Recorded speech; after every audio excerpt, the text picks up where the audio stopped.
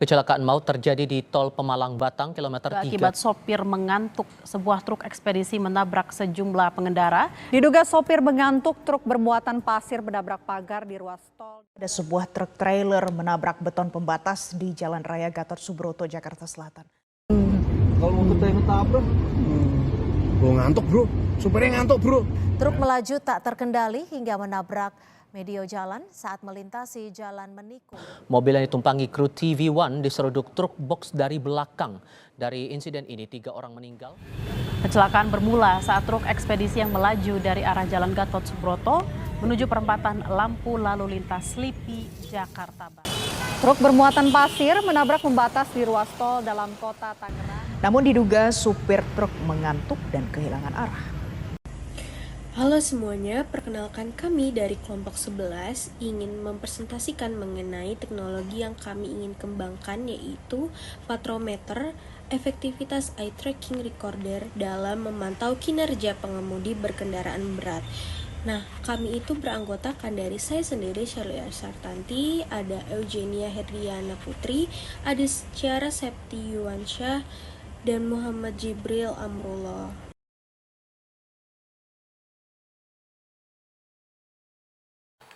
Latar belakang pembuatan aplikasi Patrometer sendiri adalah karena kasus kecelakaan truk di Indonesia masih menjadi masalah serius yang terus meningkat dari tahun ke tahun. Menurut data dari Korlantas Polri, pada tahun 2024 terdapat 22.609 kasus kecelakaan yang melibatkan kendaraan pengangkut barang, terutama truk. Jumlah kecelakaan lalu lintas di seluruh Indonesia telah tercatat mencapai 220.647 kasus hingga akhir Oktober 2024 ini. Dengan truk yang menduduki peringkat kedua setelah sepeda motor dalam hal keterlibatan kecelakaan.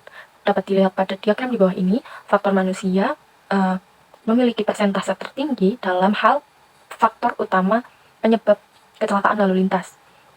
Nah, hal ini itu sering kali disebabkan oleh faktor manusia yang berperilaku ceroboh saat sedang berkendara. Misalnya, seperti memaksakan diri untuk menyetir di saat sedang kelelahan atau mengantuk, dan juga tidak mematuhi aturan lalu lintas. Nah, bercermin dari latar belakang tadi, kami menemukan masalah yang kerap terjadi dan belum ditemukan solusi yang signifikan. Berikut teori yang mendukung penjelasan mengenai masalah yang terjadi, yaitu kelelahan di mana kondisi seseorang mengalami penurunan kapasitas fisik dan mental akibat beban kerja yang berlebihan atau tidak seimbang. Kelelahan ini dapat menyebabkan kecelakaan kerja atau penurunan produktivitas. Kelelahan juga mengurangi kemampuan tubuh dan kerja para pekerja yang berpotensi meningkatkan resiko kecelakaan.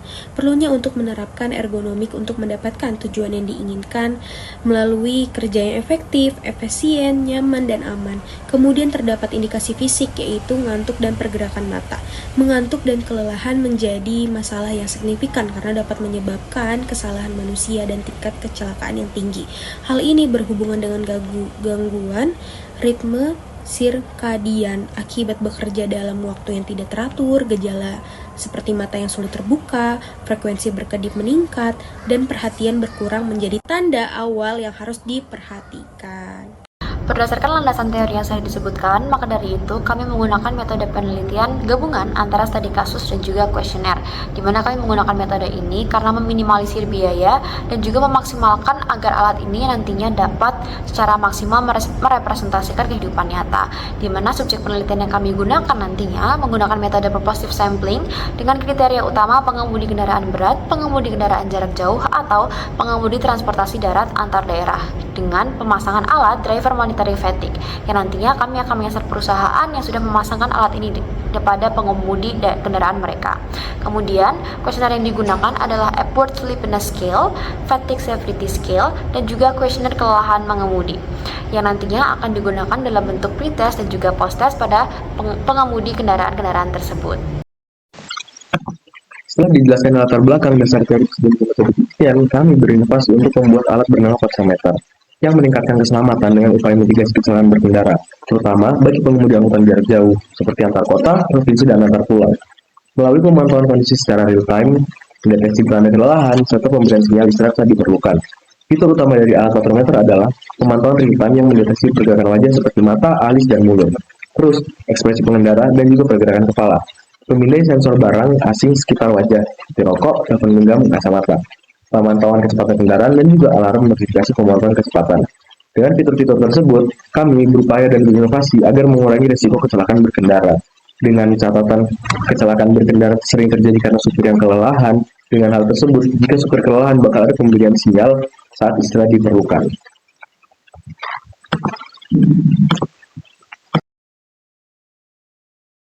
Sekian yang dapat kami sampaikan. Apabila terdapat kekurangan atau kesalahan, mohon maaf. Terima kasih sudah mendengarkan.